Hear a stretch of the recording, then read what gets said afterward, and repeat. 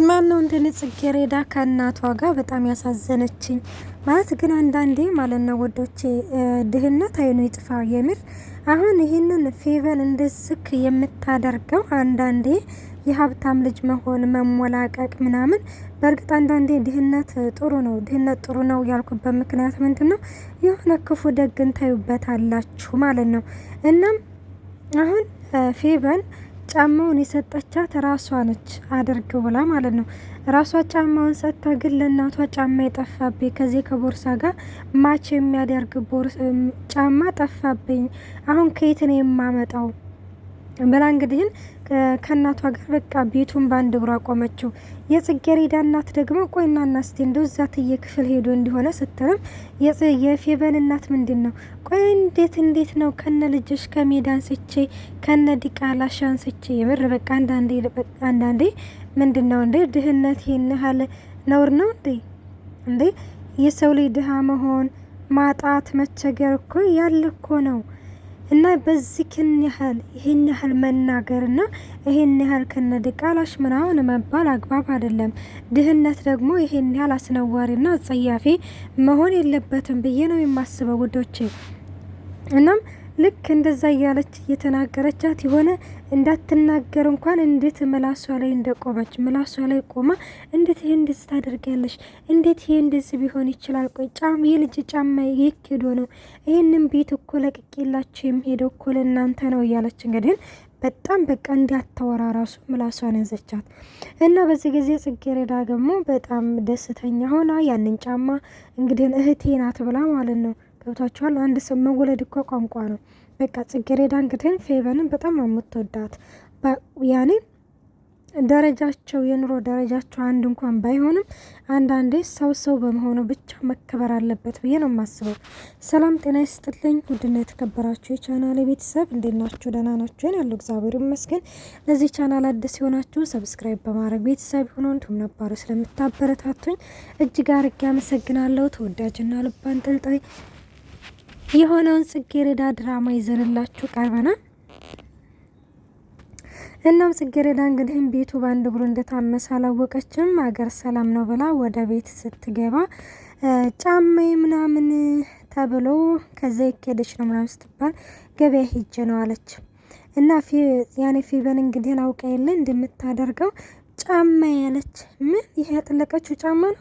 አዎ ይሄ ያጠለቀችው ጫማ ነው ማዬ ምናምን ስትል እንግዲህ ፌቨን በዚህ ጊዜ ከዛ የፌቨን እናት ይዛ በጥፊ ትመታታለች። እና የኔ እናት እንዴት እንዳሳዘነችኝ በተለይ ደግሞ እናቷ ስፍስፋ ላይ አንድ እናት እንግዲህ ልጇ ባልወለደ አንጀት እንደዛ አድርጎ በጥፊ ስትመታ በጣም ነው እንትን የሚለውና የሆነ ስፍስፍ አለች። በቃ ምን ታደርግ በቃ ልጇ ፊቷ ስትመታ አያችሁ። ድህነት እኮ አንዳንዴ ግን መጥፎ እኮ ነው የምር ከሚባለው በላይ።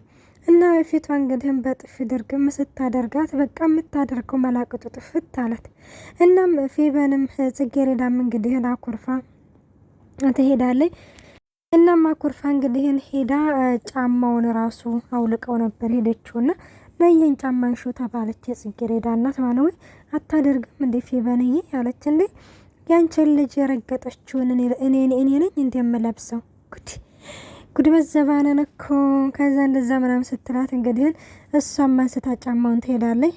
እንግዲህ ጽጌረዳ ጋር እራት ምናምን ይዛላት ትሄድና ከዛ ነው የቤት ስትላት አልበላም ማለች። ልጅ አኩርፈሽ ነው እንዴ? በቃ አንቺ ካልበላሽ እኔም አልበላም። ይኸውልሽ ጽጌረዳዬ እሷ ብዙ ነገር አድርጋለናል፣ ባለውለታችን ነች። ስለዚህ ምንም ነገር ብትልሽ አትቀየሚያት አለች።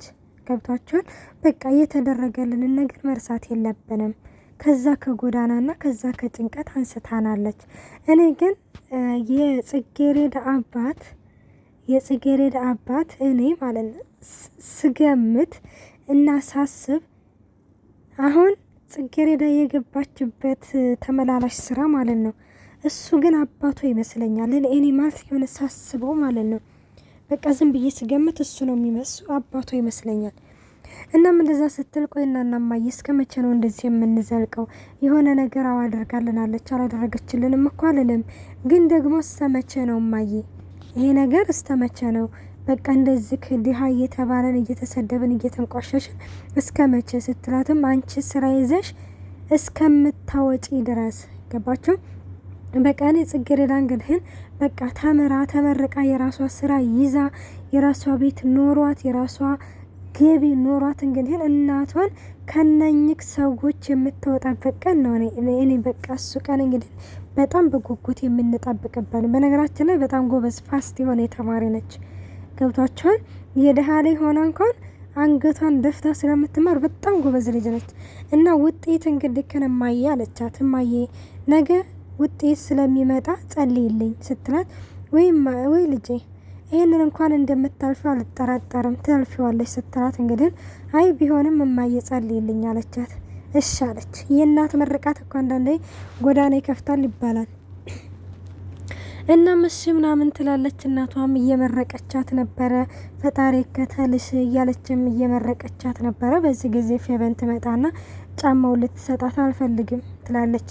አልፈልግም አለብስም ስትላት፣ እንግዲህ ግን ለማንኛውም ይሄንን ያደረኩት አለች ለትንሹ ላጠፋትሹ ቅጣትሽ ነው። እንግዲህ ፌቨን እያመሸች እየመጣይ ግን ጽጌረዳ ትከፍትላን ነበረ። ገብቷቸዋል። ግን ደግሞ ጽጌረዳ በወቅቱ እንቅልፍ ይዟት ለፌቨን አልከፈተችላትም ነበረ። በዛ እንግዲህ ግን ተናዳና ተቀይማ ነበረ ይሄንን ኩሉ ሴራና ይሄንን ኩሉ ድርጊት ያደረገችባት ፌቨን። እንግዲህ ጽጌረዳ ግን አላወቀችም ነበረ። እናም በማግስቱ ውጤቱ መጣ።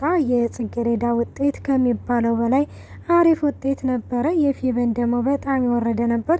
እናቷ እንግዲህ በጣም ተናዳ ነበር። የሰራተኛዋ ልጅ እንደዚህ ውጤት አምጥታ አንቺ እንደዚህ አምጥተሽ አጓረሽ ስትላት ተመልክተናል። ውዶቼ እንግዲህ እስከዚህ ድረስ ሊዘላቸው የመጣ ነው። በቀጣይ ፓርት እስከምንገናኝ መልካም ቆይታ። ባይ ባይ።